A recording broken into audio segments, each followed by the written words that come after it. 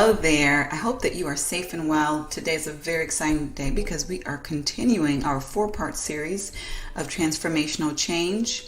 This is obviously a monumental time for all of us regarding change and the need for transformational change. We've kicked off our 4-part series last week with part 1, individual transition and change. In this video, we will address part 2, steps to developing an effective change leadership strategy. And then next week, we'll address the pitfalls to avoid in leading change successfully. Lastly, we will address in that 4th week the ways to increase change maturity throughout our organizations. So today's topic is very important because any change management starts with a change strategy that comes from leadership. If the change strategy is faulty, any attempt to effectively manage that change will encounter problems. The change leadership strategy is the foundation of the house that is built through change management. If you've ever seen a structure built before, then you know that a faulty foundation will lead to critical problems throughout the building of that structure.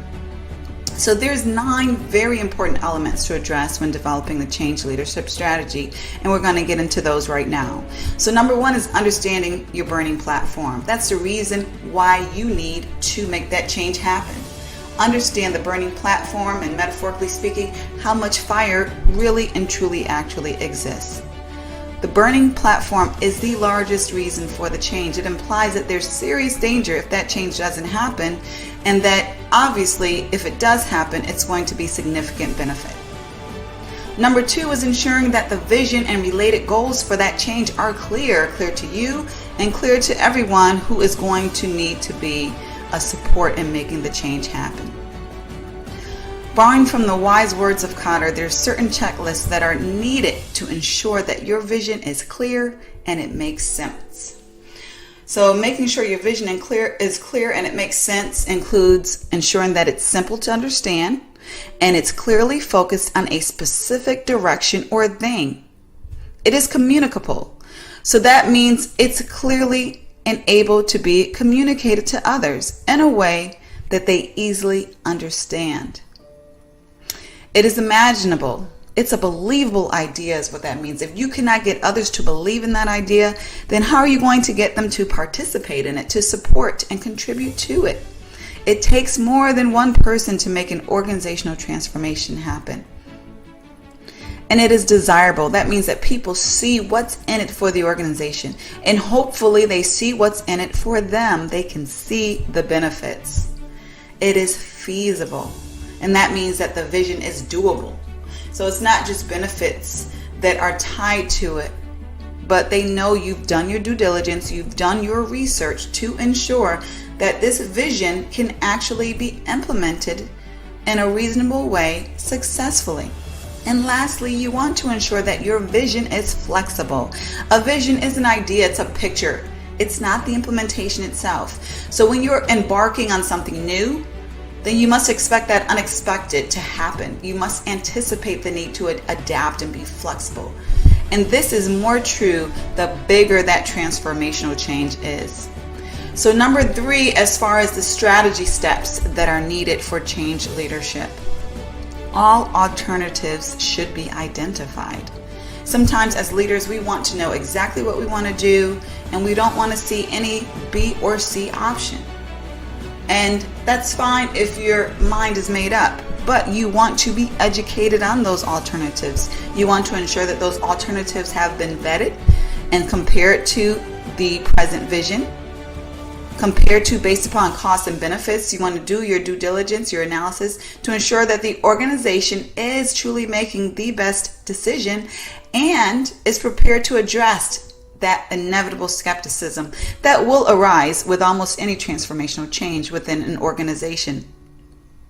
Number 4, the sponsors for the transformational effort need to be identified, present, powerful, and known. So these sponsors are champions, and they are heard in order to gain influence and to gain support that is going to be needed. For an organization to make a change that affects the entire workforce, sponsors need to lead that change. Those sponsors need to be well respected, have authority within the organization. Such important authority often includes positioning authority, like a COO, for example, financial authority, like a CFO, or a leader with a significant P&L to support.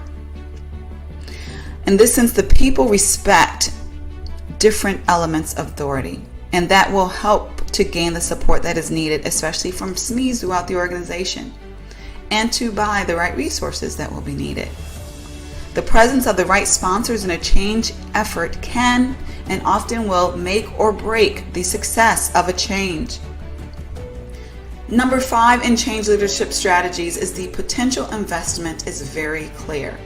So anyone who has led an enterprise-wide organizational change know that the costs and investments required will fluctuate, oftentimes beyond the initial prediction. So this is why the agile approach is often so popular. However, when we do our due diligence, we can often be at least in the ballpark of what the cost will be. We want to ensure that those investments are aligned with the ballpark costs of what the change will require. And of course, contingency resources are always beneficial for anyone leading transformational change.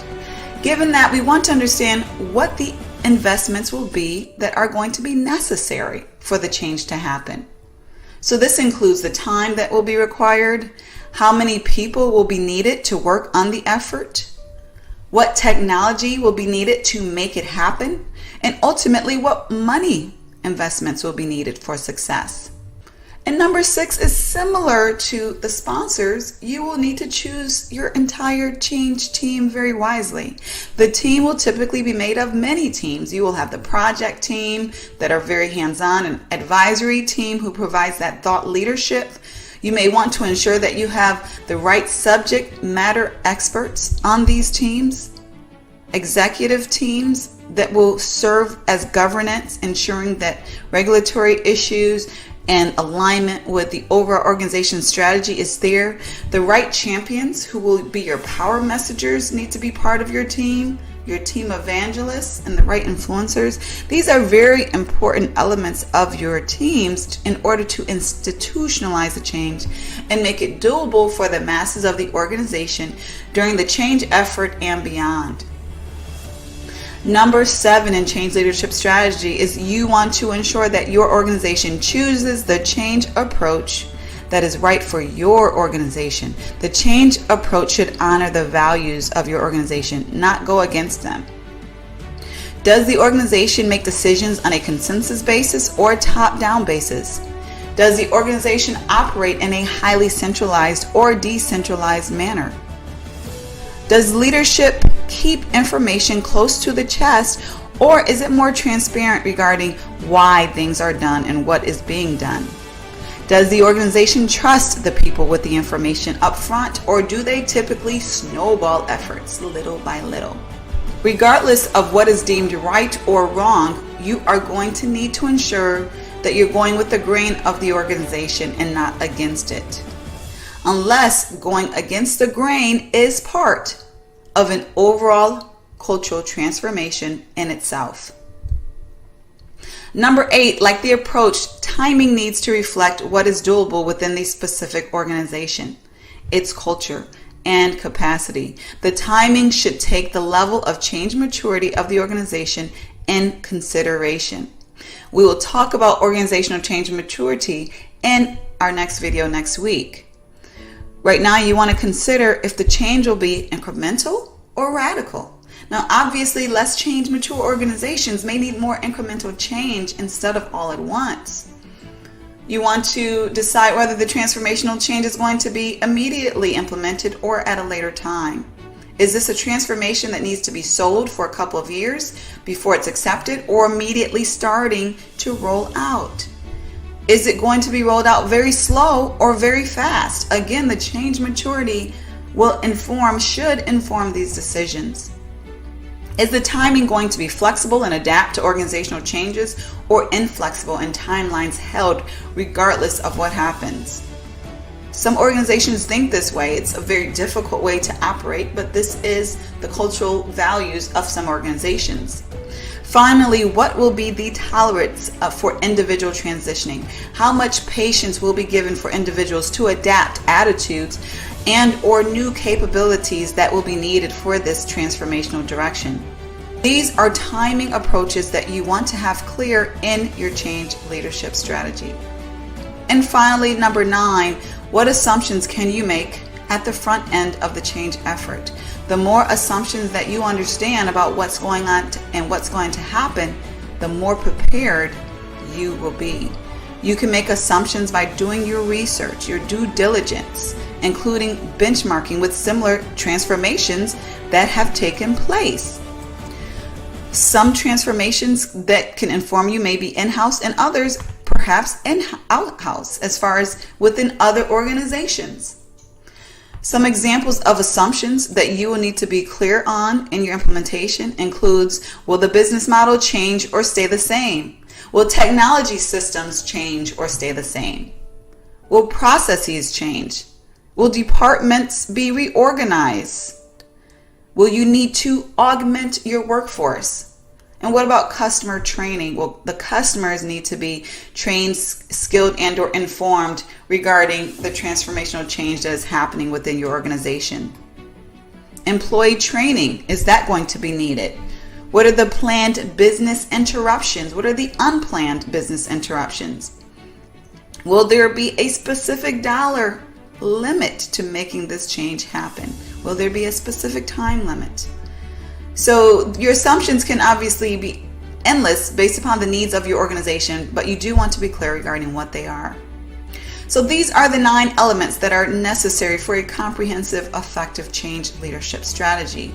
To learn more about how to bring change to your organization in an effective way, or to explore the change certification programs for your organization and various classes related to that, check out the more information that is available through the link. You can also, of course, always schedule any time with me. Exploratory session is available complimentary through the links that are available as well. I wish you the best on your transformational change. More than likely you are going through one, just because most organizations are right now, if for no other reason due to COVID. Wish you the best. Share this information with anyone who you believe will benefit, whether it's a colleague or a friend, and have a great day. Take care.